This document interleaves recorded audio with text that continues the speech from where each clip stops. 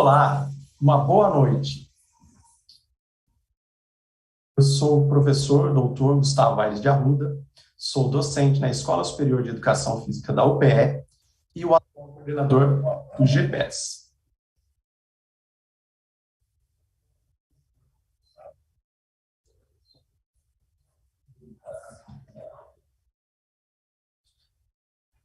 Hoje eu estou aqui para apresentar o diálogo virtual. Nesta edição, o diálogo virtual tratará do seguinte tema: saúde do adolescente, evidências científicas para pensar em intervenções. E nós vamos contar com a participação do professor doutor Ferdinando e da professora Kelly. Neste momento, eu vou fazer a apresentação do currículo dos docentes. Já agradeço a participação de vocês e também agradeço a participação de toda a audiência. O professor doutor Ferdinando Oliveira Carvalho fez doutorado em Educação Física na Universidade Católica de Brasília. Atualmente é professor associado da Univasf, professor do curso de Educação Física e é orientador do programa de pós-graduação em Educação Física e do programa de pós-graduação em Ciências da Saúde e Biológicas. É líder do Grupo de Estudo e Pesquisa em Genética e Exercício, GPGEN. A professora doutora Kelly Samara Silva fez doutorado em Educação Física na área de Atividade Física relacionada à saúde pela UFSC. É bolsista de produtividade do CNPq, docente do Departamento de Educação Física da UFSC e professora permanente do Programa de Pós-Graduação em Educação Física, líder do Núcleo de Pesquisa em Atividade Física e Saúde, no PAF, editora associada da Revista de Saúde Pública e da Revista Brasileira de Cineantropometria e Desempenho Humano. Eu passo agora a palavra ao professor Ferdinando para iniciar a sua palestra. Bom, boa noite a todos. Prazer estar com vocês aqui. Obrigado pelo convite, professor Gustavo. Dividir mais uma vez aí a participação com a professora Kelly. Obrigado aí ao Alisson, à Renata, que nos ajudam aí nesse trâmite por trás das telas. Também agradecer ao convite do Grupo de Pesquisa em Estilos de Vida e Saúde, em nome do professor Mauro, em nome do professor Jorge. Então, fico muito feliz e muito grato aí pelo convite e pela lembrança. Então, deixa eu compartilhar aqui. Vocês estão vendo? Maravilha. Então, vamos lá.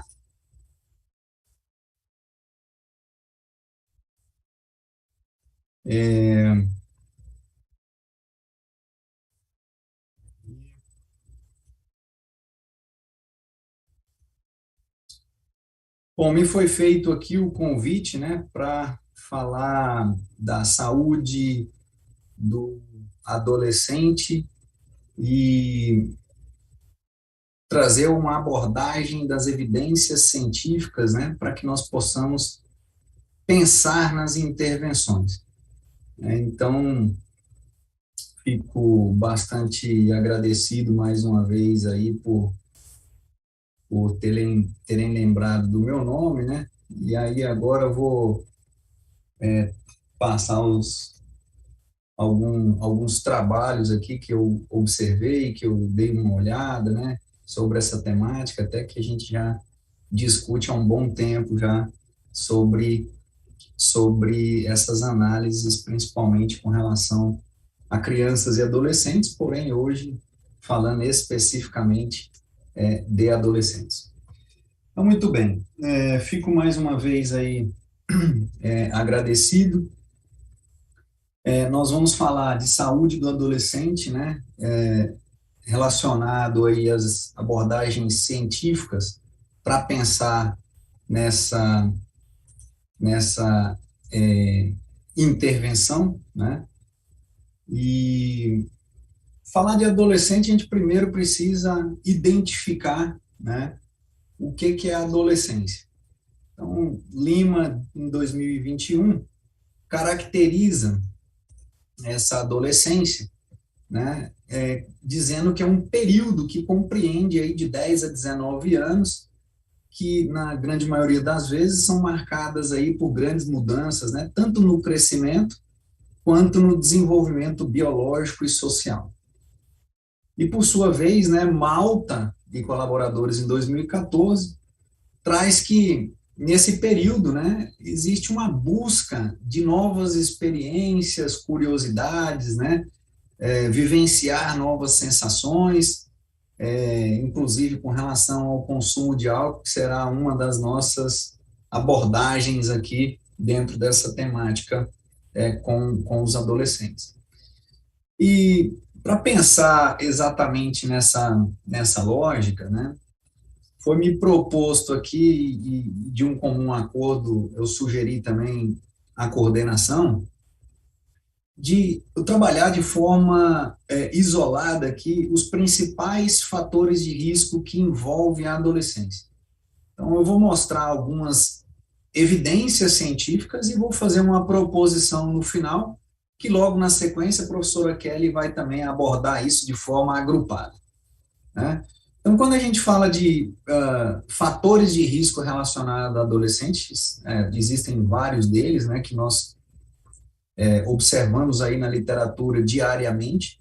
Isso já não é novidade mais para ninguém, né, principalmente quando se trata de, por exemplo, nível de atividade física, né, comportamento sedentário, hábitos alimentares, tabagismo, consumo de drogas, álcool, relação de violência, né, comportamento sexual, mas, principalmente além disso, né, existem outras variáveis, como, por exemplo, também que envolvem, né, a ansiedade, a depressão e até mesmo o suicídio.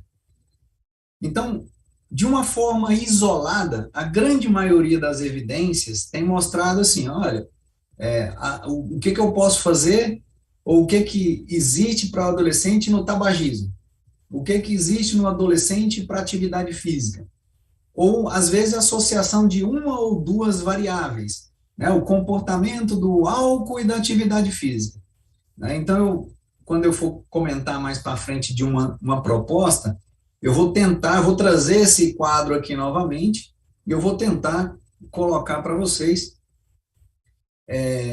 informações relacionadas a juntar várias dessas variáveis, né? E falando em ansiedade, depressão e suicídio, muito possivelmente agora, depois da pandemia, deve ter aumentado ainda mais essas questões, né? Eu trago um primeiro estudo aqui, que é relacionado à ideação suicida. Se vocês observarem, esse é um estudo bastante interessante, né, que é de um projeto que acontece em Pernambuco, inclusive nesse momento nós estamos em coleta desse mesmo projeto, né, que começou lá em 2006, depois de 5 anos, em 2011, fizemos uma nova intervenção, em 2016, uma outra intervenção, e agora em 2022, mais um momento de coleta e de análises, né? Vocês observam de maneira bastante evidente que de 2011 para 2016 houve um aumento significativo da ideação suicida. E o mais interessante, né, que esse aumento ele é o dobro nas meninas do que nos meninos. Então, liga o alerta para as meninas adolescentes aí que estão entrando nessa fase, né? Então, esse é um estudo que traz uma primeira conotação de um dos fatores de risco, né, que é a questão do suicídio, né, da ansiedade, da depressão e etc. Tá? Como é que é, então, partindo para uma nova fator aí, uma nova análise, um novo fator de risco, né, que seria a atividade física? É uma pergunta que eu faço para vocês. Quais são as principais recomendações, né, da Organização Mundial de Saúde e do Ministério da Saúde em relação à atividade física? Recentemente saiu aí os guias de atividade física para a população brasileira. Em 2021, esse guia foi foi feito pelo Ministério da Saúde, né, onde ele traz uma série de colocações bastante importantes, tanto para a população adulta, quanto também de crianças e principalmente de adolescentes, né?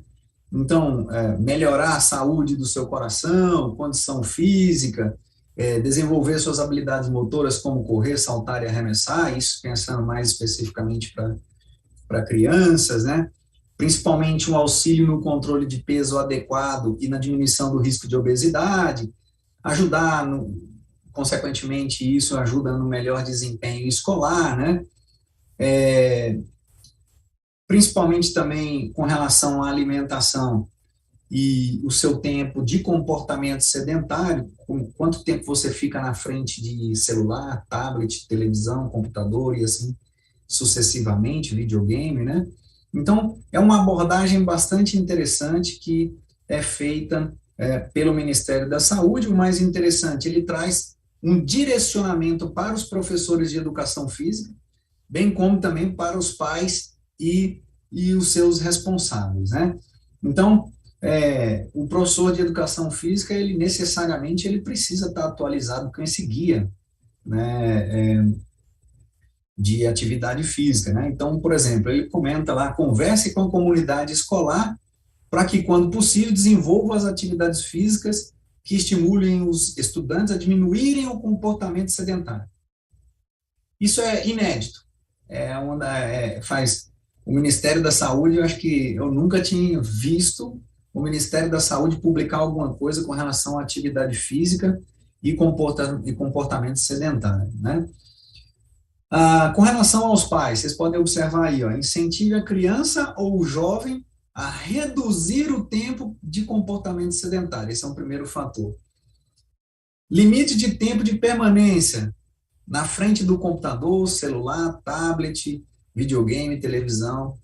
A grande maioria dos estudos mostram que o ideal é que fique não mais do que 2 horas por dia, né? Então, se a gente pensar na nossa logística do nosso dia a dia aí, eu estou para dizer que mais de 80% utiliza o celular, ou a TV, ou o tablet, ou o computador mais de 2 horas por dia, né? Então, isso é um fator bastante importante. Incentivar os jovens a optar por jogos eletrônicos com movimentos, ao invés de ter o videogame, só o videogame ali, o videogame ativo, que a gente chama. Incentivar o jovem a movimentar a cada 1 hora, quando estiver realizando tarefas da escola, e conversar com o jovem sobre a importância de organizar o seu tempo e reservar um espaço ali para atividade física, para estudar, para relaxar, para comer, para dormir, etc. Então, é uma coisa bastante louvável, bastante interessante. Por outro lado, a Organização Mundial de Saúde também chancela isso, né? Em 2021, ela traz umas diretrizes da organização, né, que bate mais ou menos nessa mesma tecla. Então, o que ela traz? Quantos minutos de atividade eu devo fazer por dia?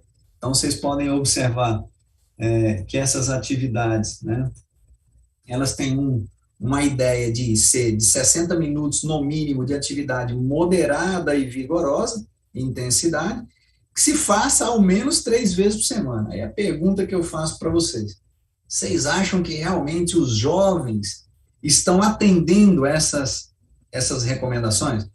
Eu sempre gosto de ficar fazendo essas perguntazinhas aí para a gente começar a refletir. Além disso, vocês acham que os jovens, né, estão atendendo a ficar menos de 2 horas diária, né, na frente do televisão, na frente do celular, ou em comportamento sedentário? Então, esse é um outro fator importante, tá? Então, eu sempre faço essas perguntas e eu deixo ela na tela aí para vocês, né? Vamos pensar. Vocês acham que os adolescentes, de fato, estão atendendo essas recomendações? Então, eu trago um outro estudo aqui para vocês. Esse é um estudo que nós fizemos aqui na dissertação da Ana Regina, onde ela mostra, né, em adolescentes, né, nível de atividade física, tempo de tela e duração de sono. E o mais interessante, ó, primeiro, né, que os meninos, né, têm um nível de atividade física maior do que as meninas. Isso a gente já sabia também, né?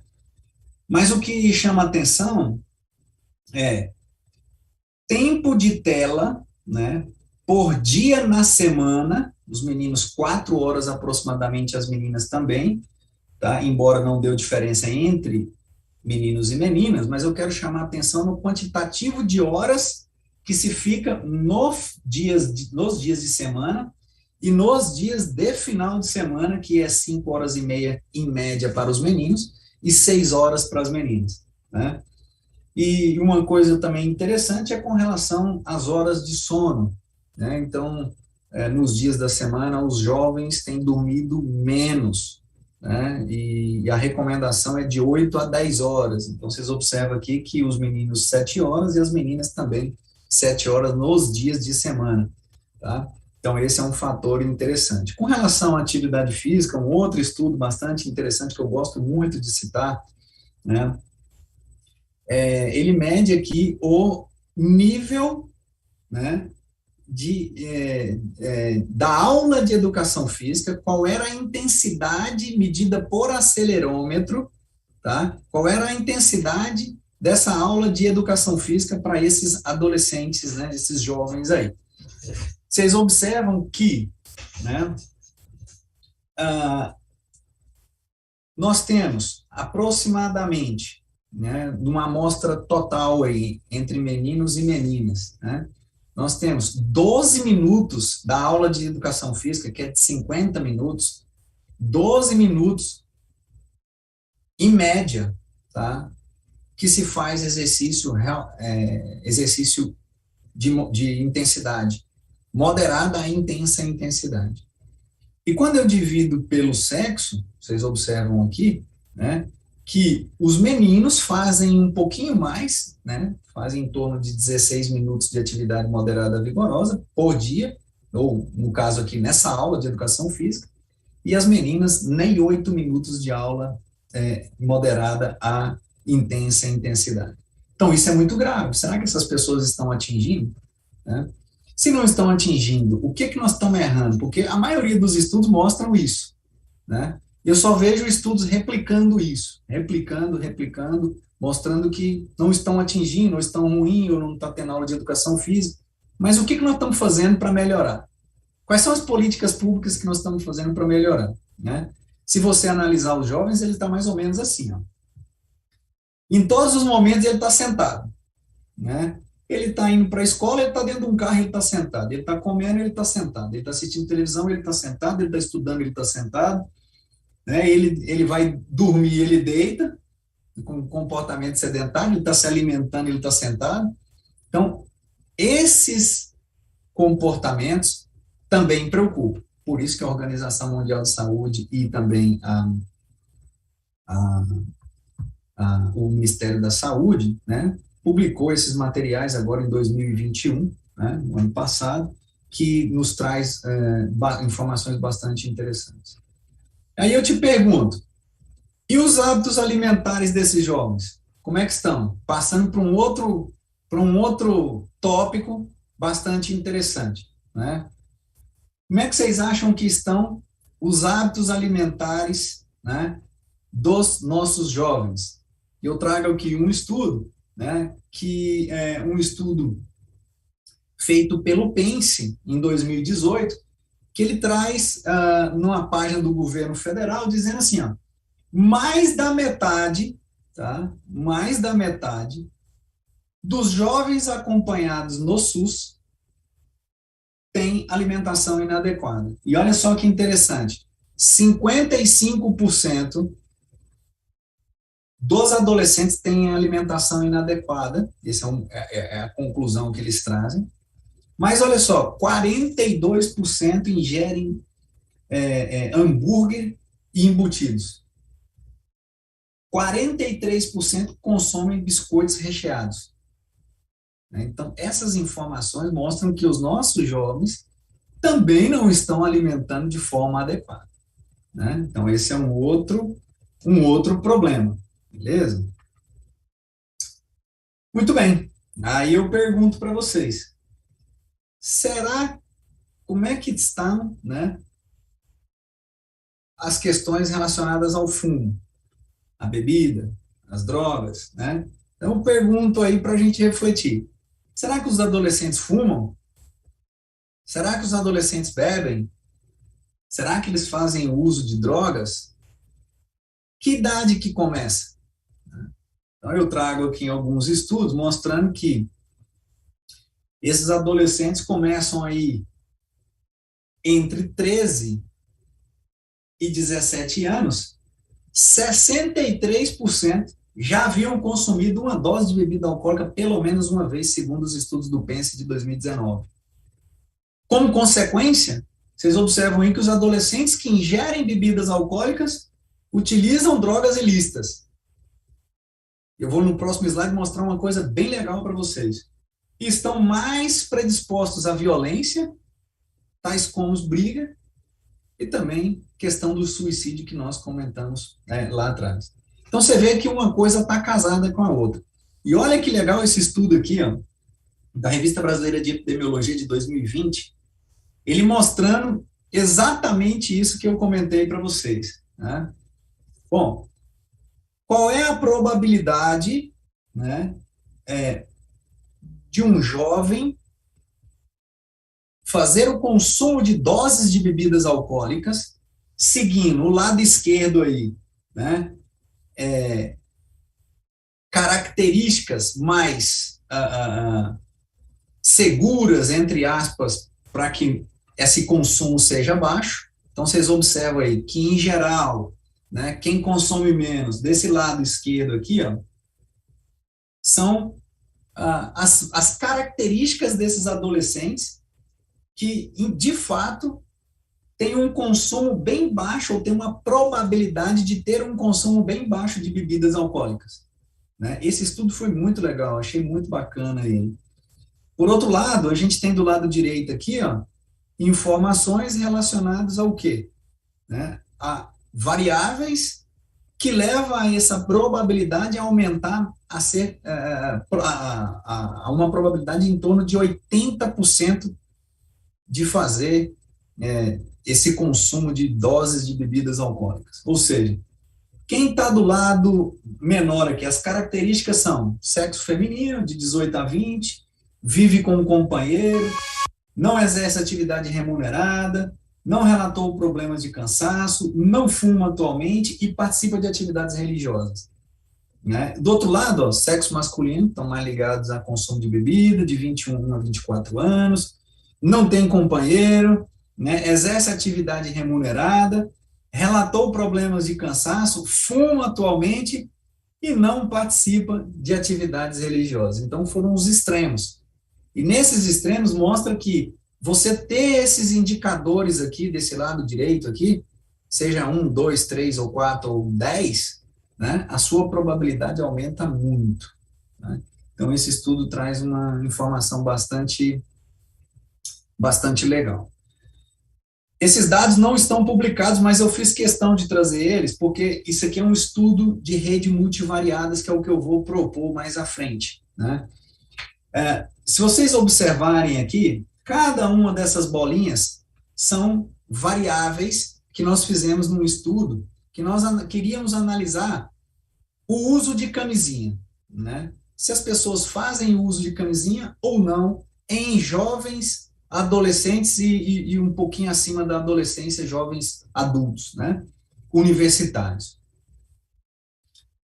E aí nós pegamos e dividimos em dois grupos. Grupos que têm relações casuais e grupos que têm relações com parceiros fixos, tá?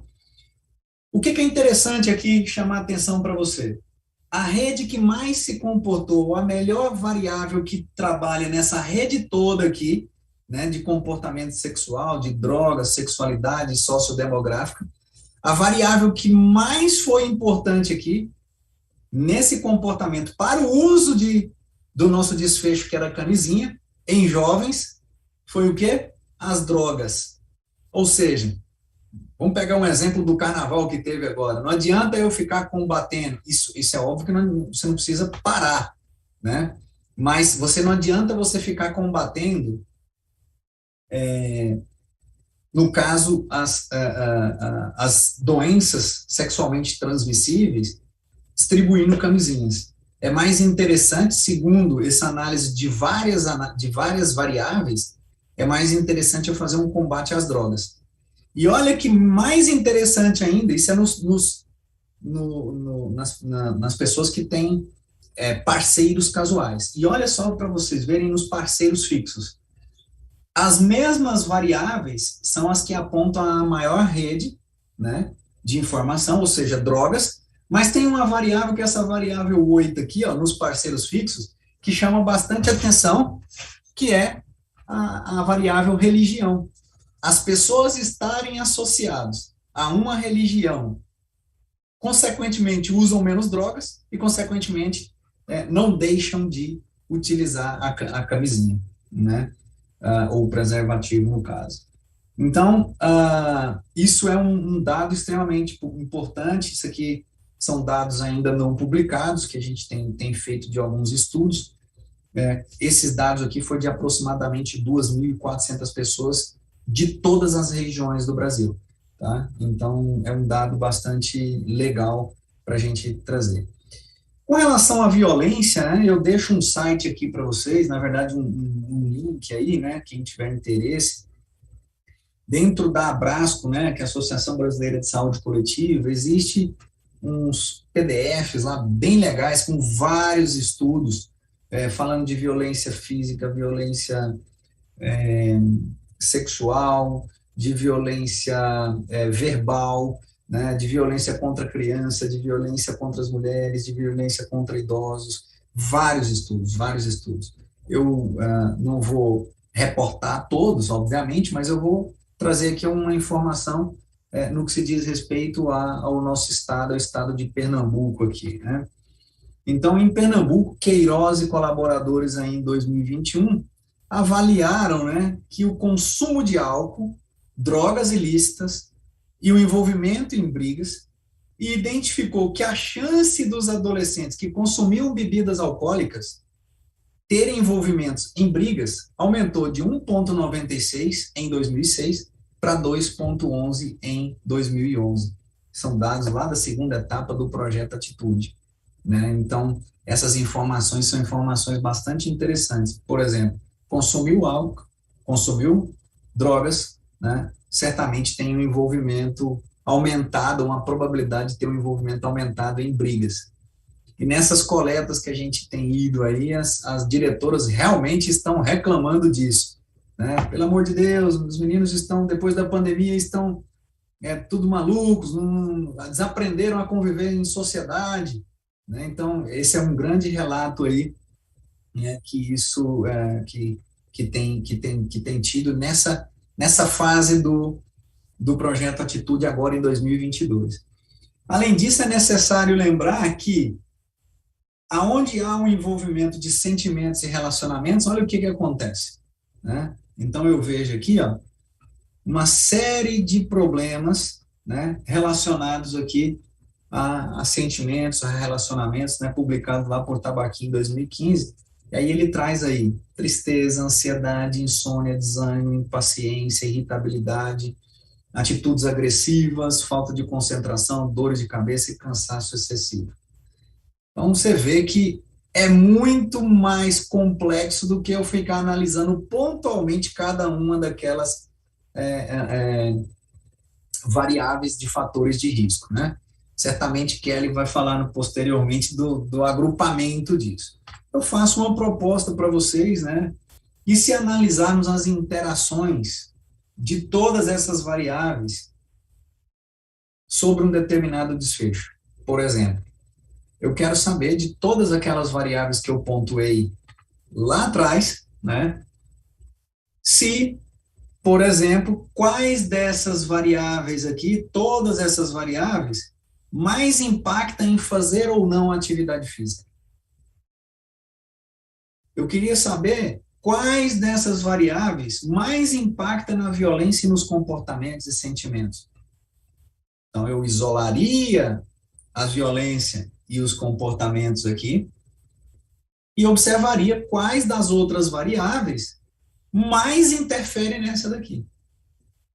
Acho que a grande ideia, né, que eu gostaria de passar para vocês era justamente essa análise de forma agrupada e não mais de forma isolada, como a gente vê na grande maioria dos trabalhos. Então, se a gente começar a identificar, aí a gente pode chegar com mais força, né, para a Secretaria de Saúde, para a Secretaria de Educação, e fazer essa intervenção. Então, a ideia é, vocês não acham que a gente já tem muitas informações desses fatores de risco de forma isolada? Então, a ideia que eu tenho, e eu acredito, né, que temos uma saída bastante interessante, que seria as análises de rede multivariada, que é o que eu vou comentar com vocês aqui para a gente fechar. Análise de rede multivariada, vocês observam que nesse grupo aqui de variáveis, vocês observam que são as mesmas variáveis, beleza? As mesmas variáveis que tem aqui, as mesmas variáveis que tem aqui. Mas desse lado aqui, ó, vocês observam que tem a ligação de uma variável com a outra, ela é maior, ela é mais grossa, ela é mais forte, né? Então, digamos que uma variável dessa seria o exercício, essa seria, por exemplo, o consumo de drogas, essa seria o fumo, essa seria a alimentação. Isso a gente tem tudo no projeto Atitude, né, que a gente está coletando nesse exato momento, né? Mas essa rede, ela pode ser modificada. Aqui eu mostrando aqui, mas essa rede ela pode ser modificada dependendo de uma determinada intervenção. Né? Se houver uma intervenção, opa, o Estado resolveu agora colocar psicólogos em cada uma das escolas, porque está tendo muita casos de suicídio, depressão e etc. Essa rede pode movimentar. Vocês observam que essa rede é muito forte em cima do número 17, não é uma determinada variável aqui, só para dar como exemplo para vocês, tá bom? Né? E essa rede aqui é muito forte em cima da variável 18, né? E essa rede me parece que a variável 14 é que movimenta praticamente toda a rede. Então, são essas análises que a gente começa a observar, né, e trabalhar numa perspectiva justamente de focarmos em cima dessas variáveis, que todas essas variáveis aqui a gente tem informações de forma isolada. Quando a gente começar a trabalhar em rede multivariadas ou em agrupamentos de variáveis, né, eu acredito que a gente tem aí algumas informações mais fortes, né, e mais seguras do ponto de vista de políticas públicas, né? Então, acho que isso é uma coisa bastante legal. Então, eu agradeço a participação de vocês, agradeço a quem está nos assistindo aí, agradeço mais uma vez o convite, né, de todo o pessoal, fica aqui meu contato aí para todos vocês e fico à disposição depois para que nós possamos debater um pouquinho sobre essa temática e muito obrigado.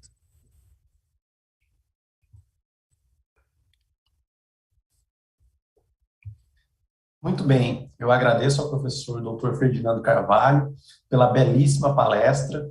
Aproveito esse momento para dizer para toda a audiência que pode ficar à vontade para fazer perguntas pelo chat. Os palestrantes terão um momento no final para conversar com todo mundo, tá certo? E agora eu chamo para a palestra a professora doutora Kelly Samara. Olá, pessoal. Boa noite. Inicialmente, já estou excelente. Okay.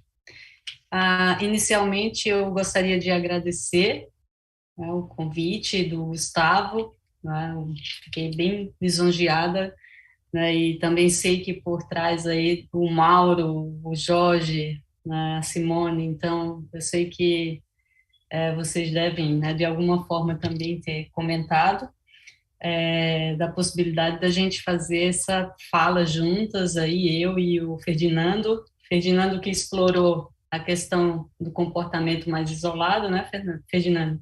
E deixou para mim aquilo que agora, né, é o que você comentou, né, o que o pessoal vem se preocupando um pouco mais, né, para avançar na literatura. E também eu gostaria de agradecer, né, ao grupo todo. Eu sei que o GPES é um macro, né, de pessoas, né, que fazem parte do GPES, e é por isso que ele é um grupo bem renomado aí no Brasil todo, e por quem eu tenho grande admiração também, né. Também agradeço aí ao Alisson e à Renata aqui nos bastidores, que estão nos orientando, né, da melhor forma possível. Bem, pessoal, deixa eu compartilhar com vocês aqui, vamos lá, preciso saber se está tudo ok. Beleza. Então, a minha incumbência aqui é falar um pouquinho para vocês sobre a questão da combinação de comportamentos, né? E combinação é sempre algo desafiador, né, de falar, porque combinação nos remete a modelos, né? Não é algo tão simples. Então, eu fiquei pensando e rabiscando. Eu sempre gosto de preparar eu chamo do meu mapa mental, para eu tentar guiar a minha fala de forma que, ao término, a gente tenha alguma mensagem, né? E quando eu penso, né, e aí, nessa questão comportamental, a gente sabe o quão complexa ela é, porque é muito complexo mudar comportamento, né? Então, quem estuda isso, né, e o Mauro estuda isso há bastante tempo, a gente sabe as dificuldades que nós enfrentamos, né, com essas questões de mudança, né, seja de um comportamento simples ou de uma agregação desses comportamentos, né? Então, a gente sempre, quando remete comportamento, a gente tem que lembrar que comportamentos têm tipologias, né, que são diferenciadas, e quando eu falo em tipologia, né, é o entendimento de que esse comportamento, ele pode ter uma ação de coexistência com outro comportamento, né? Ou seja, dificilmente um comportamento atua de forma isolada, porque nós somos seres complexos, né? Então, o nosso estilo de vida também, ele acontece, né, de forma conectada, como o Ferdinando montou aquela rede. Então, imagine a rede que o Ferdinando mostrou, né? Aquilo são conexões que nós elaboramos para decisões, ou seja, tomadas de decisões no nosso dia a dia, né?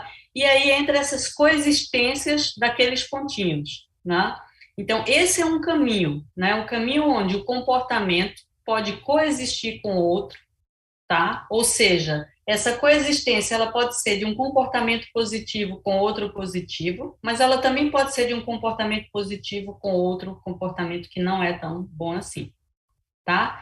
E existe agora, mais recente também, a realocação de comportamento. Quando eu falo em realocar comportamento, isso ele está inserido em um determinado bloco de comportamento e não para todos os comportamentos. E o que seria esse bloco? Então, eu tenho que pensar que quando eu falo, por exemplo, do movimento, e aí vocês já devem ter visto várias vezes, né, a questão dos movimentos das 24 horas, esses são comportamentos que eles permitem substituição ou realocação, tá? Mas, quando eu falo de comportamentos de risco para o estilo de vida, não é possível fazer essas realocações, é possível a gente fazer coexistências o tempo todo, né? Por quê? Porque são comportamentos distintos, né? Então, eu posso ter na minha vida o hábito de fazer atividade física, mas não necessariamente eu posso acumular isso com o dormir, né, suficientemente para a minha saúde, né? Eu posso ainda faço atividade física, mas a minha dieta pode não ser tão saudável assim. Então, vejam que essas coexistências, elas podem ocorrer. A outra ponta que eu mostro para vocês aqui é a questão das combinações. Quando eu falo em combinação, então vocês têm sempre que lembrar que existe uma sinergia entre os comportamentos, né? Eles acontecem de forma sinérgica, e também esses comportamentos, eles se apresentam na vida como um formato de padrão, né? Ou algumas pessoas não gostam muito de usar a palavra padrão, mas pode ser perfil, né? Então, apresenta-se um perfil. Então, o perfil de um dado grupo é diferente do perfil de outro grupo. Ou comportamentos aditivos, né? Então, por exemplo, publicado recentemente uma revisão sobre adultos, né, onde mostra que em adultos tabagismo e álcool é quase que sinônimo nessa combinação, tá? Então, ou seja, geralmente quem fuma bebe, tá combinado ali, faz parte do mesmo grupo, né? E evidentemente que por trás disso existe todo um aparato, né, de discussão psicossocial e de outras ordens. E falando nisso, nós temos na outra ponta o que nós chamamos de determinantes, né? Porque quando a gente pensa em caminhos para intervenção, a gente tem sempre que lembrar de um detalhe. Às vezes, eu não preciso acertar o alvo. Às vezes, eu preciso fazer tabela com algo para chegar no alvo. E esse fazer tabela é o que nós chamamos de determinantes, né? Então, existem alguns determinantes, e aí vocês já devem ter conhecimento do modelo ecológico, por exemplo, que define para a gente lá determinantes que são meus, do indivíduo, determinantes que são das minhas relações com outras pessoas e determinantes também que são do ambiente. Então, às vezes, entender o caminho é tão importante, né, quanto a gente ter o risco, né, de já no ponto. Por quê? Porque mudar comportamento não é algo simples. Eu preciso mudar o conhecimento da pessoa, a atitude que ela tem, para depois ela chegar lá naquele comportamento, por exemplo. E nesse bloco de intervenção, né, uma coisa que a gente tem pensado e discutido, né, no nosso grupo é que, assim, a minha percepção é que nós ainda estamos fazendo estudo piloto, né, que nós não fizemos intervenções dentro de uma lógica mais, como é que eu poderia dizer a vocês, dentro de uma lógica consolidada, porque nós estamos testando o tempo todo, né? Então, nós estamos testando o tempo todo, porque quando muda um detalhe, um contexto, a gente já tem que fazer uma nova intervenção com adaptações, né? Então, as necessidades que nós vemos de ter esses estudos piloto, né, é algo que eu acho que vale a pena, né, todo mundo que faz intervenção pensar. E além de pensar no estudo piloto, uma coisa que eu aprendi, né, na última intervenção é que implementação determinante para que essas intervenções deem certo, tá? Então, esse é o modelo que a gente vai conversar um pouquinho aqui, né? Eu vou discutir um pouquinho com vocês. Aí eu trago em seguida 2 slides que são 2 revisões bem interessantes para quem deseja mergulhar um pouquinho nesse mundo de combinação de comportamentos, que essa primeira revisão, ela foi feita, né, publicada recentemente, né, pelo grupo lá da Austrália, da Anna Timperi, da Jill Salmon, que é o seguinte, ela trata exatamente das tipologias de comportamentos, tá, de atividade em jovens. Então, a revisão sistemática, ela mostra 3 coisas, né, como síntese. A primeira é que a atividade física elevada está altamente combinada com o comportamento sedentário reduzido. Então, os grupos que se juntam são, eu tenho alta atividade física, eu tenho baixo comportamento sedentário. Há uma combinação desses 2. O segundo ponto é que o baixo nível da atividade física também está combinado de forma inversa ali ao alto comportamento sedentário.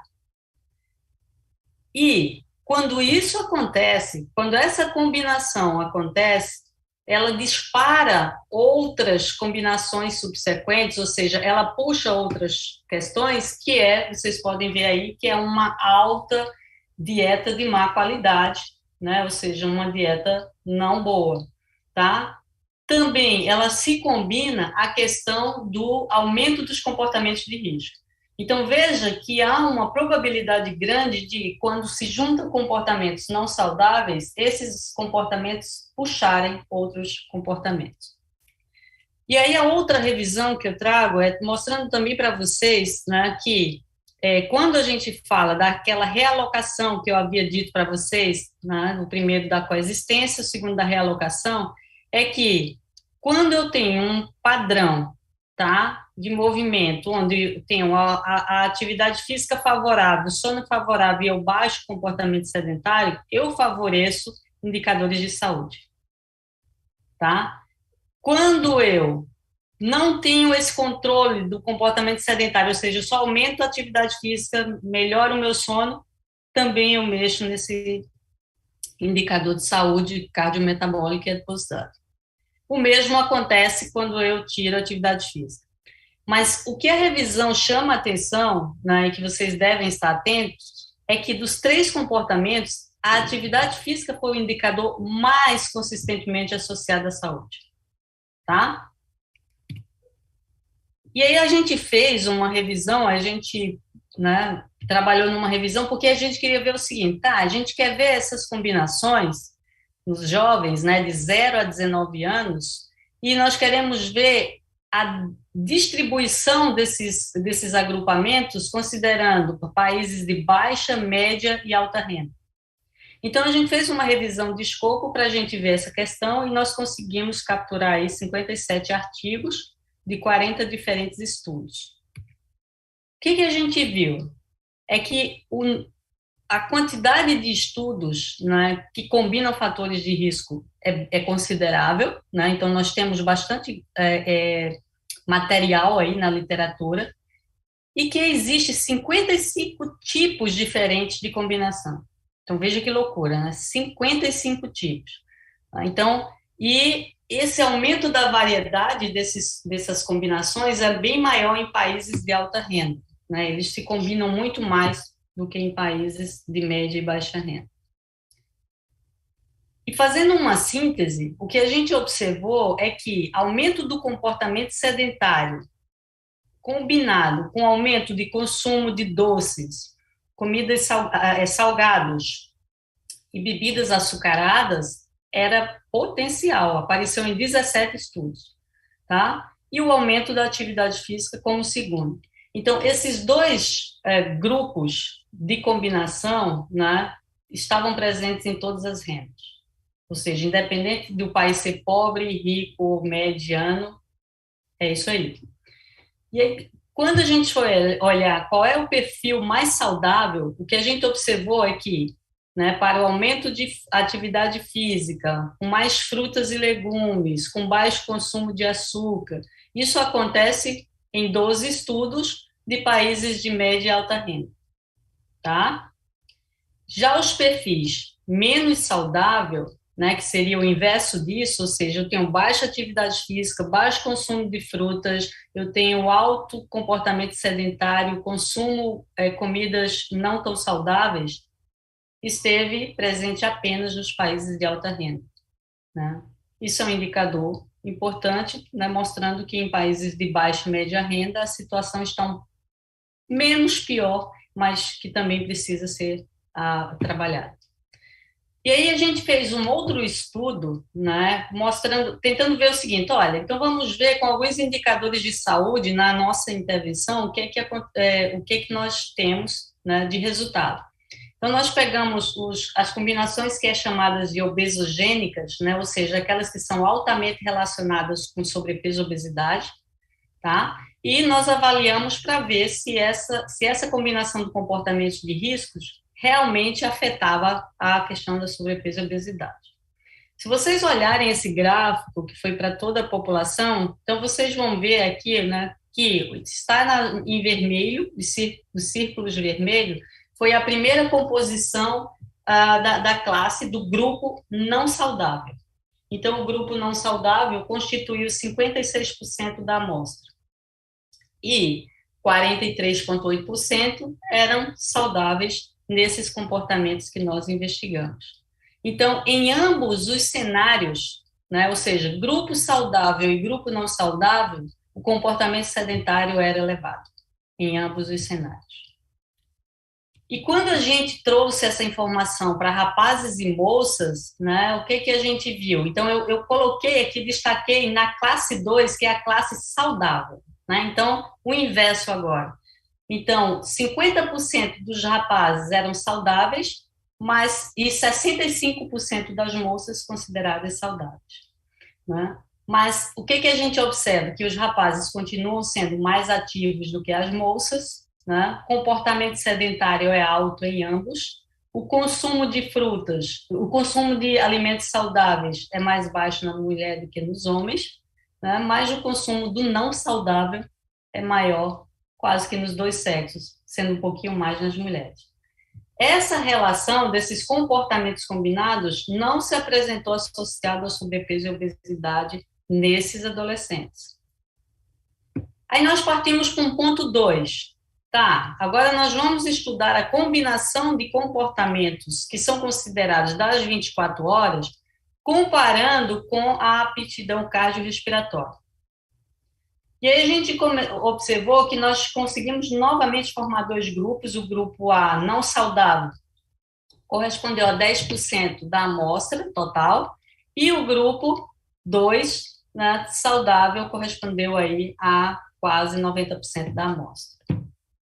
Nessa relação, o que nós observamos? Que os grupos que foram considerados saudáveis apresentaram uma melhor aptidão cardiorrespiratória quando comparados àqueles grupos que não são saudáveis, ou seja, que dormiam menos de 8 horas por dia,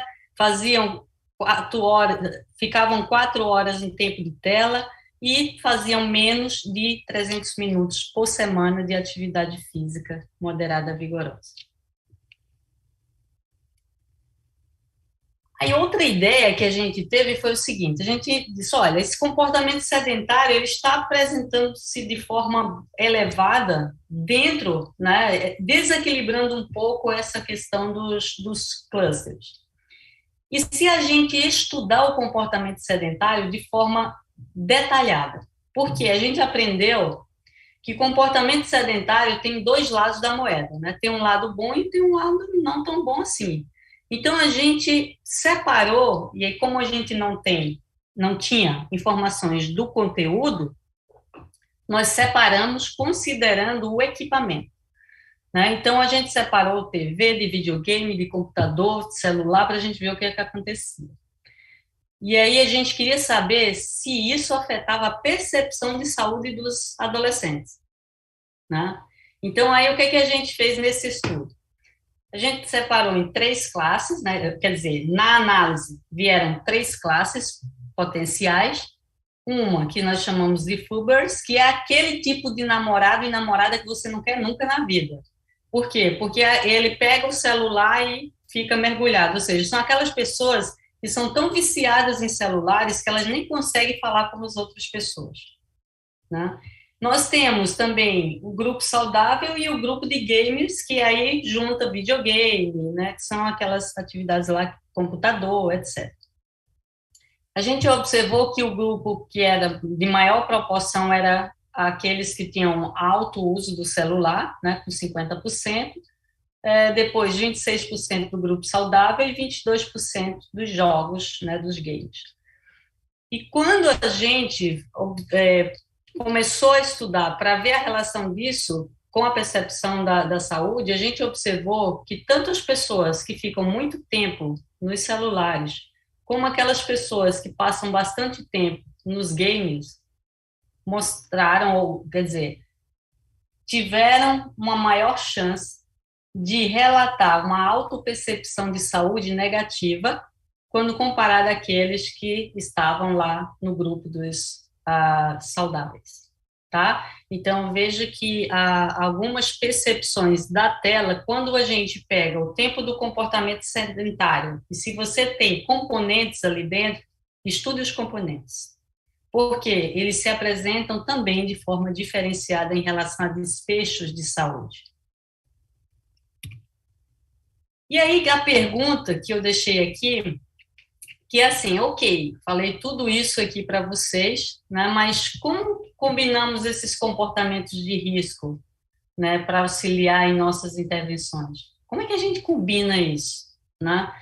E aí é algo que a gente precisa pensar, né? Nós estamos num processo nós estamos num processo exploratório, né? Então, as pesquisas nessa área, elas estão avançando com revisões de elevada qualidade, né, no sentido de procurarmos entender as combinações desses comportamentos. Só que esse tipo de estudo, ele vai nos dizer algo, mas não vai nos dizer tudo, né? Então, o que é esse algo que esse tipo de estudo nos diz?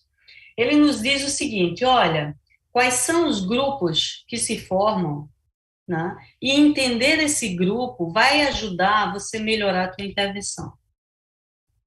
Por exemplo, se nós temos o grupo anterior que eu acabei de mostrar para vocês, tá? Que é o grupo aqui, né, que apresenta várias atividades de telas, né? Então, sugere-se, né, que trabalhar na lógica da combinação de games, de telas, com esse grupo, talvez nos dê um resultado favorável, né? Mas nós não conseguimos capturar, por exemplo, um comportamento em si ou um comportamento-alvo, né? Nós temos uma combinação de comportamentos, né? Então, nós chegamos na estrutura do grupo, né? Ah, mas isso é importante? É muito importante, né? Por quê? Porque quando a gente entende, né, quanto mais informação a gente tiver, né, para a preparação dessa intervenção, mais a nossa intervenção poderá ser efetiva.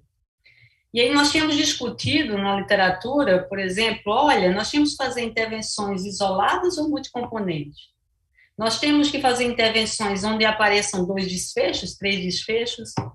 Se a gente olhar na literatura dos estudos de cluster, eles sempre vão trazer indicações no final, como proposições, que as intervenções passem a ser mais complexas no sentido de abordar mais comportamentos.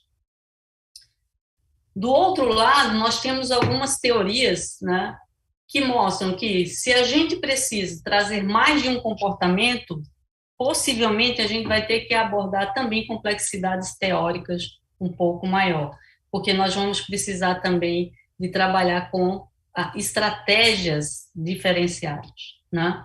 Então, talvez nós precisamos primeiro entender mais como é que funciona essa lógica, né, antes de uma tomada de decisão, né, do tipo só um comportamento, 2 comportamentos, mas também é importante que a gente não pare, né? Que a gente passe a testar, e por isso eu falo da questão dos estudos piloto, né, da importância dele. Por quê? Porque a gente precisa testar um pouco mais o funcionamento, né, dessas dinâmicas de comportamento, tá? Então, é super importante a gente testar isso, e a gente tem recentemente, né, uma área da Implementation Science, que eu acho que é fenomenal. Para quem deseja trabalhar com intervenções no futuro, né, é importante entender a implementação. É importante investir tempo para fazer essas implementações, né? E se desejar as combinações de comportamento, o que a literatura nos mostra até o presente momento é que, numa lógica de combinação de comportamentos de movimento, as coisas estão mais claras, né? Por exemplo, né, então nós temos lá os comportamentos de movimento, atividade física, comportamento sedentário e sono. Suponha ali que o meu grupo, né, eu avalio o meu grupo e eles não estão tão bem na atividade física. Eu preciso entender como é que vai acontecer essa realocação de tempo, tá, para a atividade física. Por quê? Porque eu não posso colocar qualquer estratégia, porque se eu reduzir do sono para a atividade física, eu não vou promover saúde, né? Então, eu preciso entender que dinâmicas eu posso adotar de forma que realmente eu atinja, né, o propósito de balancear esses comportamentos, né, favorecendo a prática da atividade física moderada vigorosa, né, também um sono suficiente e um comportamento sedentário que ele vai permear da mesma forma, porque também ele não é só vilão, né? Então a gente tem que entender isso. Ele tem sim um lado que a gente não vai conseguir mexer nele, tá? Então eu encerro aqui, deixo até um pouquinho mais de tempo para que vocês possam fazer perguntas e a gente possa debater e falar o que, né, vocês, né, tiverem vontade de saber. Fico à disposição do grupo. Muito obrigada mais uma vez, agradeço aí ao Ferdinando, né, por estar aí nessa parceria, Também agradeço o Gustavo, muito obrigada, Gustavo. Mauro, você sabe o quanto que eu gosto de você. Então, tudo certo. Obrigada.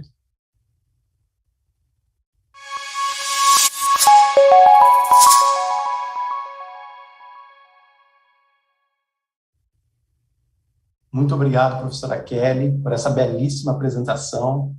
Tenho certeza que ficaram muitas inquietações para todo mundo aí que está assistindo. E, neste momento, a gente começa com as perguntas. Então, pessoal, pode ficar à vontade para fazer as perguntas. Eu vou começar aqui com uma questão da J. Raposo, pelo YouTube, para o Ferdinando. E depois eu passo para uma questão para ambos. Tá? Então, a questão aqui, Ferdinando, se você quiser se organizar, eu posso fazer primeiro a outra pergunta, e aí essa questão é um pouco mais específica. A J. Raposo perguntou: quem tem religião e parceiro fixo usa menos preservativo? Foi uma das perguntas que surgiu no chat. Se você já tiver a resposta aí, pode ficar à vontade, tá? Eu já faço a próxima pergunta e depois fica para os dois, tá? A próxima pergunta seria a seguinte: como aproximar os gestores públicos e privados do processo de pensar políticas de intervenção para a saúde do adolescente? Como sensibilizar as pessoas que estão nesses cargos de gestão? Posso começar pela questão anterior, para a gente matar esse assunto lá. Esses dados, né, são dados de um outro projeto, e o que foi bastante interessante é que, de fato, a região norte e a região nordeste do país, mesmo nos parceiros fixos, né, tem uma menor utilização de preservativos do que na região sudeste e sul do país, por exemplo. Inclusive, a região sudeste, ela usa 2 vezes mais preservativo do que a região norte e nordeste. Mas a pergunta que foi feita, né, é que se nos parceiros fixos, as pessoas que estão na religião, né, se elas utilizam menos preservativo. Utilizam menos, sim, né, até porque parte de um princípio da confiança aí, né, então utilizam menos, sim, isso está bastante evidenciado. Porém, né, e uma outra análise que nós observamos, das pessoas, que existiam outras perguntas com relação a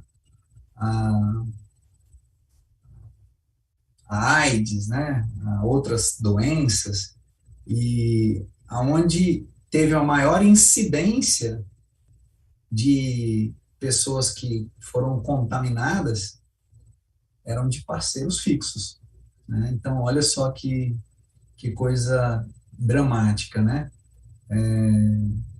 Parceiros fixos que não usam preservativos, né, acabaram trazendo doenças gravíssimas para os seus companheiros, suas companheiras, né? Então, isso é uma coisa muito importante para que nós possamos observar e analisar de forma bastante cautelosa.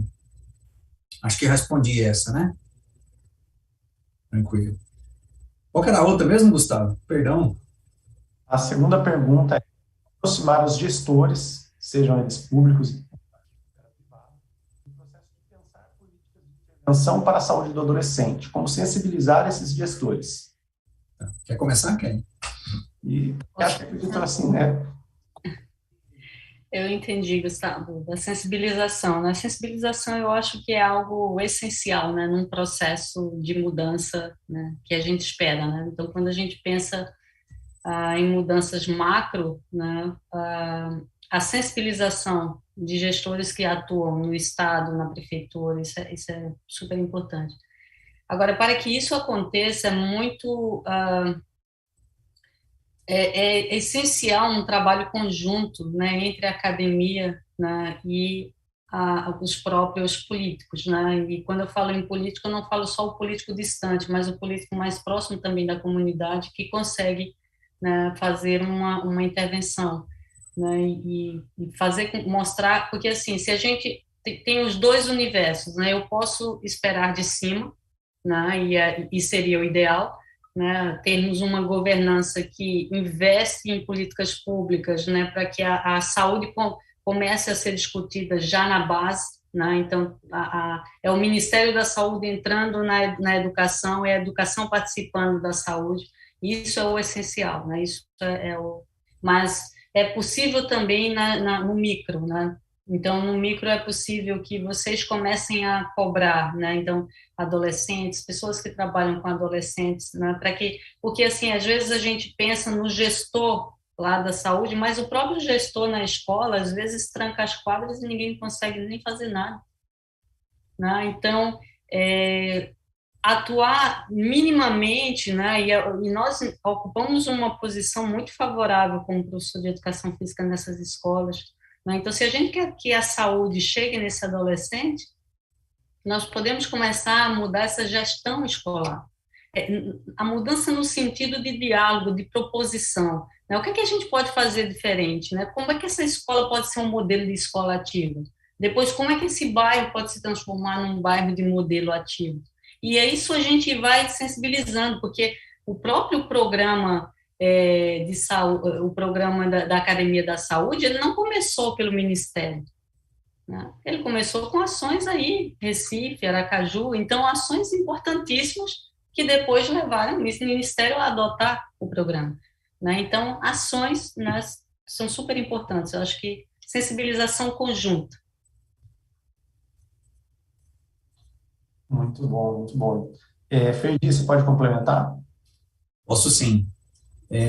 Eu concordo, né, com o que Kelly comentou, e eu acho que uma das coisas para que nós possamos sensibilizar, eu acho que o que é, talvez assim, existem várias formas, né, mas eu acredito que a que dá mais certo é a gente se aproximar mais desses gestores, né?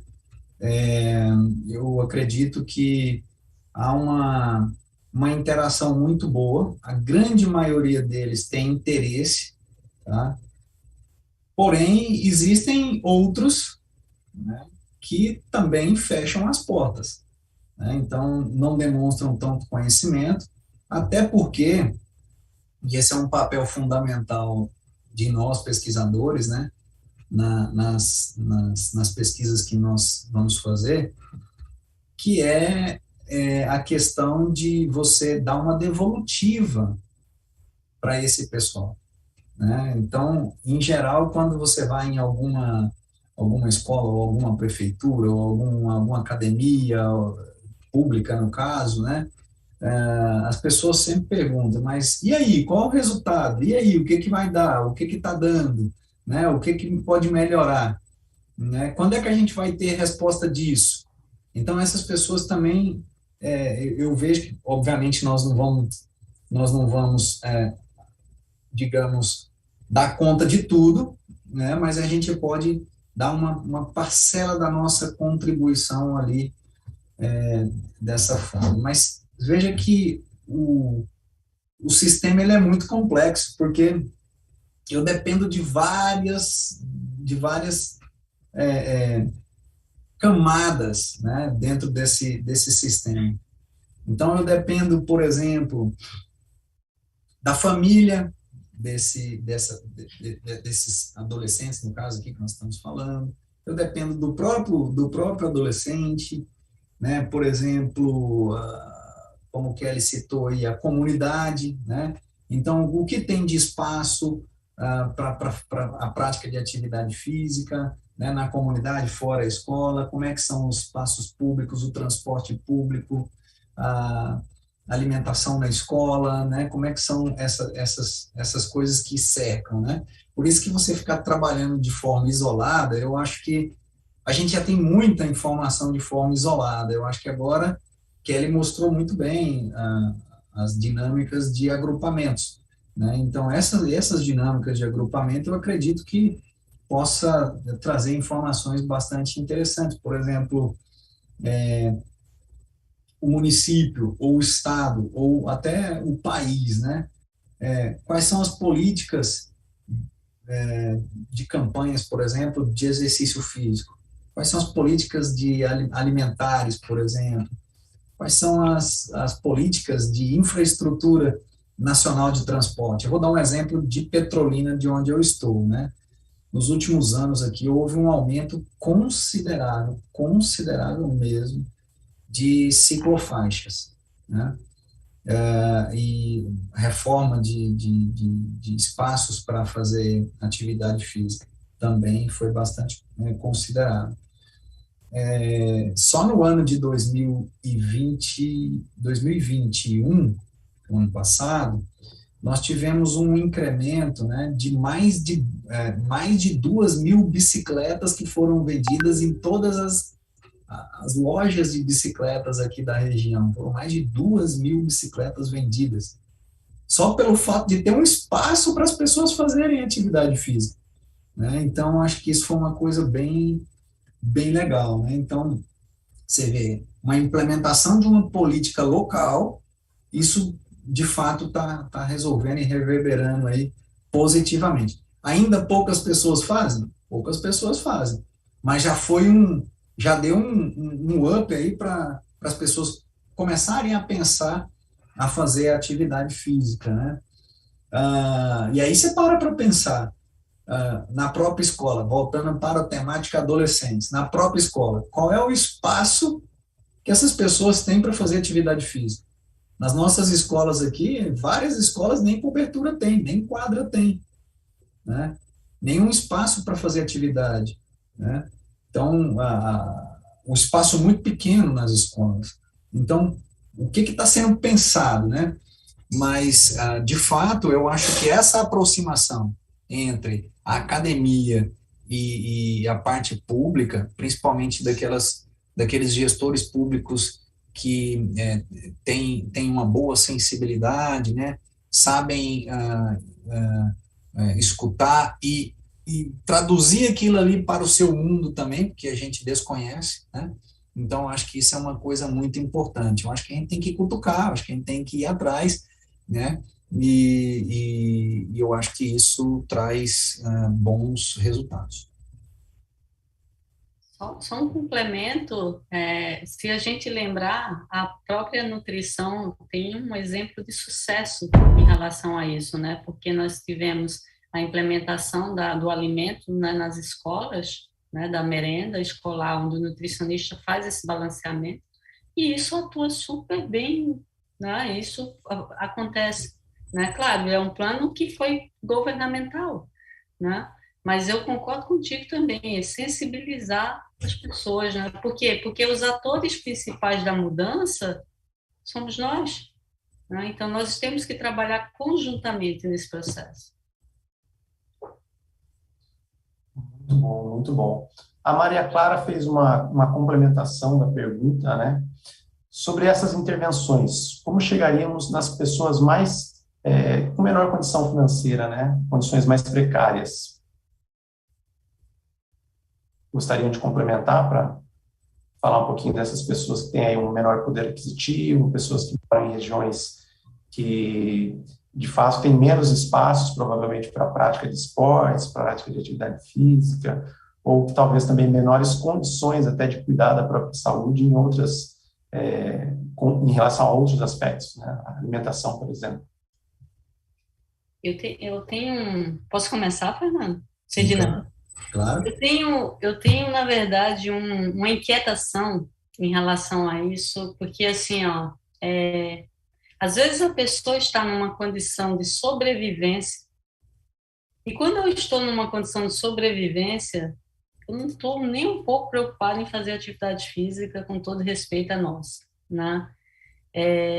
E isso é ruim porque, assim, né, nós teríamos que primeiro sanar. Existe um grau de dificuldade na população que precisa ser sanado antes da gente falar em estilos de vida saudável, porque imagina a gente falar de exercício físico para alguém que sequer, né, tem as 3 alimentações do dia, né? Então, é complexo, né? Então, assim, essa é uma população de alta vulnerabilidade, né, onde os comportamentos precisam ser trabalhados numa questão muito mais macro, né, de compreensão da realidade daquela pessoa. A gente nunca pode esquecer a realidade que a pessoa está inserida para poder ver a possibilidade de intervir. Quando ela sai dessa situação de sobrevivência, e talvez seja a pergunta dela, né, que é uma questão na população menos abastada, né, aí sim há a possibilidade de fazer esse exercício, né, porque a gente precisa entender quais são os determinantes dessa pessoa, né, o que impede, né, determinantes quando eu falo as barreiras. O que uma pessoa de baixa renda teria como barreira para a atividade física? Né? Então, a primeira coisa que a gente precisa entender. Né?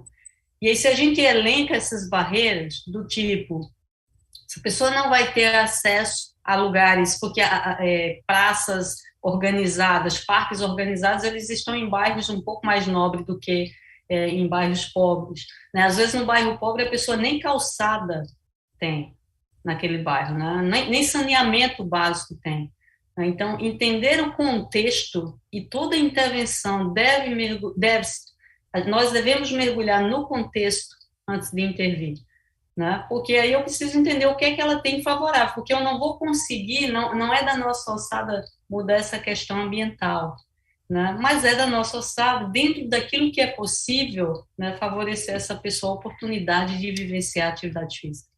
Né? Então, ter programas no centro de saúde, nos postos de saúde, né, nas UBSs, é super importante para ela. Porque as UBSs, elas estão em regiões mais vulneráveis. Quem é atendido nas UBSs não são pessoas de alta renda, a não ser que tenha um elevado problema lá que precisa. Mas são exatamente essa população. Então, fazer esses programas funcionarem, né, faz com que a atividade, né, chegue a essas pessoas, né? A escolha por elas chegue a essas pessoas. Vou fazer uma complementação aqui. Na verdade, Kelly foi perfeito aí, né?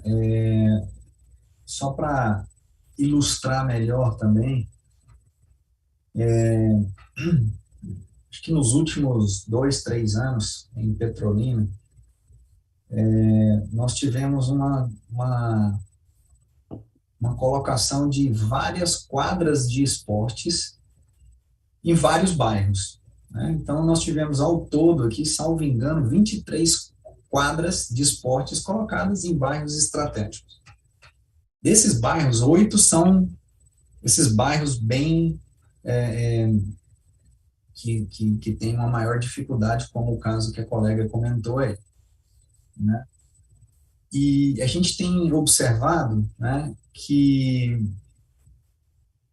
e aí nós estamos fazendo a estratificação dessas variáveis, né, fazendo um levantamento de diversas áreas, desde a segurança pública, tá, até na nota escolar, no desempenho do IDEB, para vocês terem uma ideia. Então, o que a gente já viu, o que a gente já observou, porque em cada quadra dessa, né, foi colocado em um determinado horário um determinado professor que ia fazer as atividades. Não é no dia todo, mas já era alguma coisa, certo? Então, o que já foi observado né, não tem nada estatístico ainda, mas numéricos, que a gente fez um levantamento. Aparentemente, nos locais de maior vulnerabilidade, houve uma redução dos índices de criminalidade, né, só pelo fato da quadra de esporte estar naquele determinado local. Entendeu? Então, um negócio desse, se você falar um negócio desse cientificamente, aí voltando na questão anterior, e sensibilizar o político, na verdade, eles fizeram aquilo ali, não foi baseado na ciência, tenho quase que convicção, quase que certeza, foi aleatório. Vamos colocar um ali, outro aqui, outro aqui, outro aqui, outro aqui. Porém, em 8 delas eles acertaram, entendeu? Em 8 delas eles acertaram. Então, assim, você sensibilizar e mostrar também que, de uma forma, digamos, que aleatória, mas deu certo, né? Mostrar isso para o gestor público, ele vai falar assim, caramba, era isso, deu certo minha intervenção, ó, foi muito bacana. E ele vai cantar isso, obviamente, para meios políticos, né, lógico, né? Mas eu acho que é uma coisa a se pensar, né? É uma coisa interessante. Agora, Kelly foi certeira na pergunta aí. As pessoas que estão nessa situação não pensam em atividade física, não, quer comer primeiro, né? Então, esse é o cenário. Muito legal, muito legal. Realmente é colocar a ciência mesmo naquelas ações que ainda não tem, né? Essa fundamentação dessas oportunidades também. Uma pergunta aqui do professor Mauro Barros. Essa pergunta é a seguinte: se uma intervenção for demandada e financiada pelo governo para modificar um único comportamento de risco, qual seria ele? Atividade física, se for na criança e no adolescente, eu aposto de olho fechado. Né? Eu tenho quase que convicção disso também, né? Tenho quase convicção. Acho que a atividade física, ela norteia todas aquelas que eu coloquei do lado ali. Eu acho que a atividade física, ela seria preponderante. E se a gente começar a demonstrar isso por meio de estudos de forma agrupada, né, aí isso fica mais forte para a gente convencer o poder público a falar assim, olha, é a atividade física que é a solução, entendeu? Ou uma possível solução, não vamos cravar ela também sozinha que não vai adiantar, né? Sozinha não, mas ela seria uma forte variável, né, nesse quesito aí. Eu apostaria nela também. Agora eu quero fazer uma pergunta para a Kelly. Tirando a atividade física, o que você colocaria em segundo aí? Deixa eu só argumentar a questão da atividade física, porque é engraçado, nós, por trás da atividade física, existe uma exigência psicológica de indicadores que é muito importante, né? Se a gente parar para estudar, né, os caminhos que faz, o que a gente tem que mudar no caminho para chegar à atividade física, é algo que desperta, né, a curiosidade em relação a outros tipos de comportamento. Por exemplo, eu tenho que me sentir capaz, então eu tenho que ter autoeficácia, né? Eu tenho que ter atitude, eu tenho que me sentir motivado, eu tenho que ter disciplina para fazer. Então, esse tipo, né, de variáveis, ela não mexe só com a atividade física do sujeito, né? Ela vai repercutir em muitas outras questões para além da atividade física. Tá? Então, eu acho que por isso o ponto da atividade física, porque se você tem disciplina com a atividade física, daqui a pouco chega com a tua alimentação e outras questões, né? Talvez seja esse o caminho. Agora, qual é o desafio aí, Ferdinando? Mas se tirar a atividade física, qual que seria a segunda variável que você acha que interferia mais no sistema? Em termos comportamentais, né? Isso. Em termos comportamentais, eu acho que a gente ainda tem que tomar muito cuidado com o consumo de álcool, né? Porque, assim, eu vejo os adolescentes, né, cada vez mais, primeiro, experimentando mais cedo, né? E segundo, né, em dosagens cada dia maior, né? E o consumo de álcool, ele já se mostrou muito associado a outros comportamentos, puxando ou para o lado ruim, ou se associando a um bom também. O consumo de álcool é traiçoeiro. Porque o que acontece? Se a gente puxar na combinação elevada atividade física, às vezes está com elevado consumo de álcool. Por quê? Porque as atividades esportivas, após as atividades esportivas, a gente se diverte com outras coisas, né?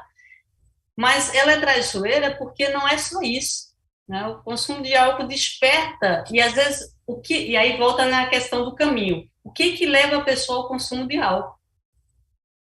Entende? E às vezes o disparo, ele não é tão positivo. As pessoas vão porque estão estressadas, ansiosas, cansadas, né? Não é por comemoração. Entendeu? Então, esses disparos a longo prazo podem trazer outros comportamentos também não saudáveis. Eu vou só acrescentar uma coisinha que eu li. Eu concordo com você com relação ao álcool, mas se eu colocaria álcool / drogas. na maioria dos estudos que eu tô lendo, tem um envolvimento da droga no meio, seja nos jovens, adultos, ou seja nos adolescentes, né? E a droga e o álcool têm levado a uma série de outros fatores, sentimentos, comportamentos, né, violência. Então, acho que essas duas aí, para quem está escutando aí, seriam bons indicadores aí de... Ferdinando, a gente pode fechar, então, como a gente coloca nos estudos, uso de substâncias. Exato. Evitem o uso de substâncias. Acredito que nós temos tempo ainda para uma última pergunta. Geronda pergunta: qual o mecanismo por meio do qual o comportamento sedentário provoca efeitos adversos na saúde? Para ambos aqui. Desculpa, eu não ouvi. Tu pode dizer. Qual o mecanismo por meio do qual o comportamento sedentário provoca efeitos adversos na saúde? Se for, eu posso, quer começar? Pode começar.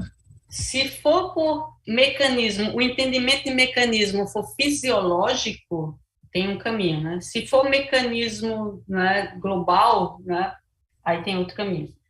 Em termos de mecanismo fisiológico, os estudos ainda estão avançando, tá, pessoal? É tanto que a gente não tem ainda um ponto de corte que seja, né, de você olhar e dizer, é esse. Não, nós estamos testando, né, porque nós também descobrimos, né, as outras coisas sobre o comportamento sedentário, né? Então, esses pontos de corte estão sendo testados. E o mecanismo fisiológico que alguns autores têm falado, mas que também não é minha área de investigação, é que há as influências maléficas do comportamento sedentário acontecem em nível mais celular, e por isso você não percebe, né, de imediato, e sim a longo prazo. Mas isso ainda são pesquisas incipientes com ratos, né, então precisa de mais tempo para entender. O que a gente tem hoje são muito mais estudos epidemiológicos tentando encontrar algum ponto de corte ali correspondente, né, para essas questões. E aí já tem para diabetes e vários outros pontos de corte, né. Agora, em termos de mecanismo global adverso, eu acho, né, é a questão porque o que é ruim no comportamento sedentário, né, são aqueles comportamentos sedentários não só que se relacionam ao tempo, tá? Mas ao tipo. Porque o tempo, né, a gente não vai conseguir mexer em alguns tempos de comportamento sedentário, né? Mas o que você assiste tem maior repercussão na tua saúde do que o tempo que você passa. Então, por isso que muitos estudos estão buscando entender mecanismos mais globais, porque não é a questão do tempo só em si, né? Porque nem existe ainda o ponto determinado do tempo, mas é a questão do que você está fazendo enquanto você está nesse tempo. Não sei se eu me fiz entender. É isso, eu só complementaria aí que, mais uma vez, né, a variável, o fator aí, comportamento sedentário é um fator importante, né, ou seja, você está também, quando você está em comportamento sedentário, você não está fazendo a atividade física, que é um combate importante aí, né, e a dica é tentar evitar o comportamento sedentário e botar mudanças, né, de hábitos que nós temos, né? Então, não é fácil, não é fácil, mas é o que a gente pode tentar melhorar, né? Então, concordo com o que Kelly comentou. Pessoal, a conversa... Acho que não estou ouvindo. Bom, eu sei que tem muitas questões que a gente teria aqui para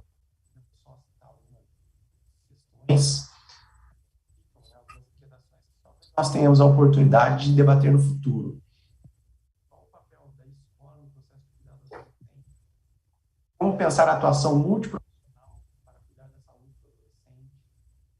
A questão da indústria, as modificações que estão... Por um lado, o cigarro, em alguns momentos, sumiu das telas de TV, depois retornou. Vemos agora uma nova forma, né, de uso aí, o vapor, e tantas outras coisas que ocorrem relacionadas à indústria e que os profissionais da área da saúde também precisam estar atentos, tanto para orientar, como também para fazer novas pesquisas e evidenciar o perigo desses novos comportamentos para a saúde também. Aproveito esse momento aqui para fazer os agradecimentos.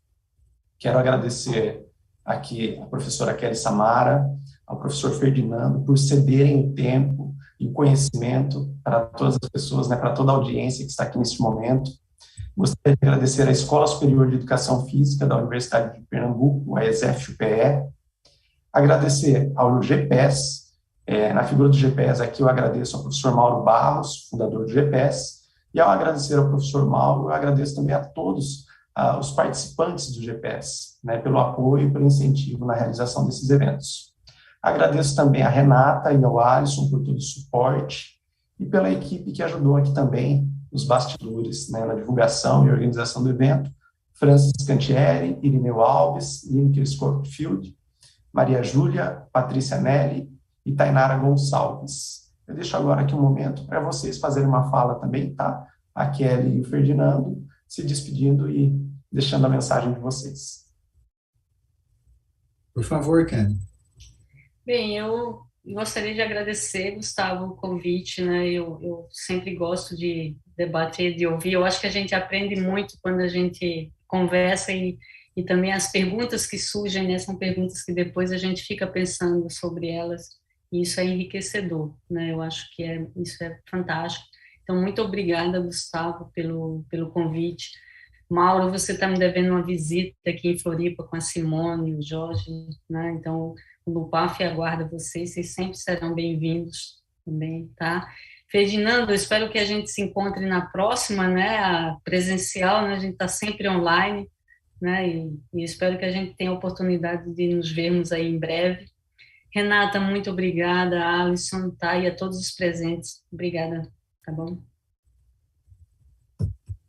Obrigado a todos que assistiram, agradeço aí especialmente ao GPES, ao professor Mauro, professor Jorge, professora Simone, professor Gustavo, pelo convite também, muito obrigado. Parceria com a Kelly é sempre maravilhoso, obrigado, Kelly. Aprendi bastante aí com o que você tem feito. Obrigado ao Alisson aí também, a Renata, sempre super competentes e gentis. Obrigado a todo mundo que assistiu e até uma próxima. Uma ótima semana para todo mundo aí. Pessoal, lembrando, na última semana de cada mês, na quarta-feira, nós teremos novos diálogos. Então, continuem nos acompanhando, façam a inscrição no canal. Nós esperamos vocês no próximo diálogo virtual. Até a próxima.